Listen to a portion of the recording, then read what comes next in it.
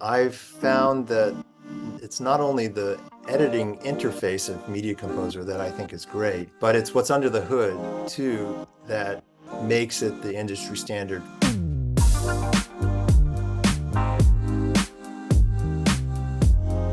My name's David Rogers. I was recently nominated for an Emmy for editing on Ripley, the Netflix series. Some of the things I enjoyed the most about the show, there's the content, there's the photography that we got every day, seeing this beautiful photography come in of these locations in Italy, and the interiors as well. Everything was just so beautifully shot and so beautifully designed, like the sets and the production design and costumes and everything. And I want to make special note about the sound recordist, Maurizio Argentieri, who did an incredible job with the on-set production sound as well. I feel like everyone talks about the cinematography on this show, and we had a comparable artist recording the audio for the show as well. He actually ran his microphones through a tube amplifier,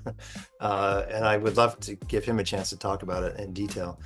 And it gave it the audio, this very warm, natural sound that was just a pleasure to listen to, not just the dialogue, but even just the Foley that was recorded of papers and typewriters and footsteps, all beautifully recorded. I think it was this sort of amazing combination of a beautifully written script, beautifully directed, and beautifully shot and acted. I mean, the material that we got in the cutting room was just undeniably great.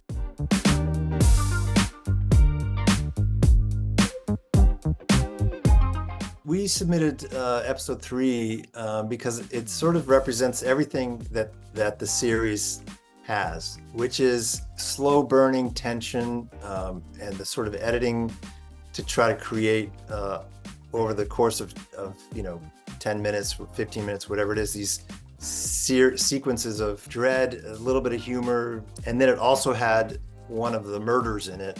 And so one of the distinctive things about this show is seeing Tom Ripley go through his processes of getting away with a murder or trying to get away with a murder.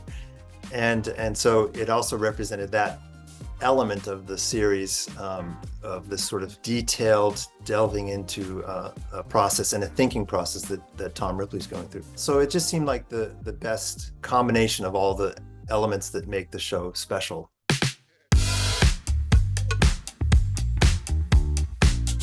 I think I found out on the morning of the announcements because my phone started pinging with congratulations from the team and everything. And it was really great to see that not only the editing was nominated, but Ripley got 13 nominations, and the sound editing and sound mixing team were also nominated.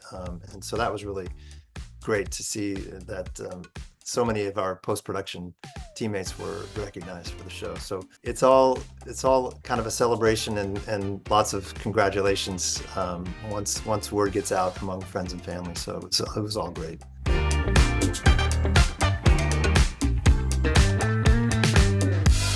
The first thing for me was that this episode doesn't work without the prior episode. The things that happen in episode 3 don't really mean much unless you've seen episode 2. In episode 2, you see Tom being sort of riding high in his life with Dickie and Atrani, and then also having that maybe fall apart for him. And then at the end, I mean, I'm spoiling a little bit, but he kind of recovers from that at the end of episode 2. And so now with that at the beginning of episode 3, you know what has fallen apart for him when the axe really falls. It wasn't until I did my own little viewing of watching 2 into 3 that I really understood how it was working and what it all meant.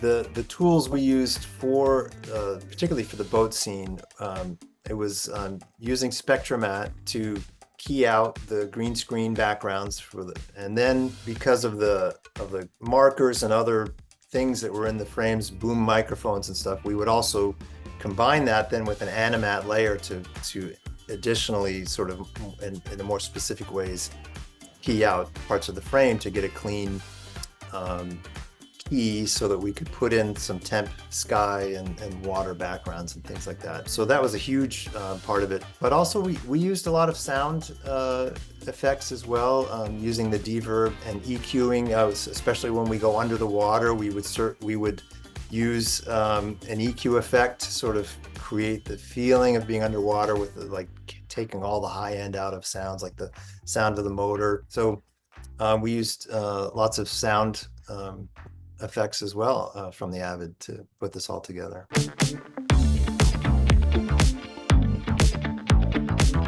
I don't think you have a career without Media Composer, without knowing Media Composer, because it is the industry standard. Knowing Media Composer is sort of something that you have to know if you're going to work in the professional world of editing, I think. I've found that it's not only the editing interface of Media Composer that I think is great, but it's what's under the hood too that makes it the industry standard for film and television, because it's also the metadata that it tracks for turning over to the visual effects department, for turning over to sound and, you know, and music and all the other things. Like it's that integration of systems that has become sort of an industry standard.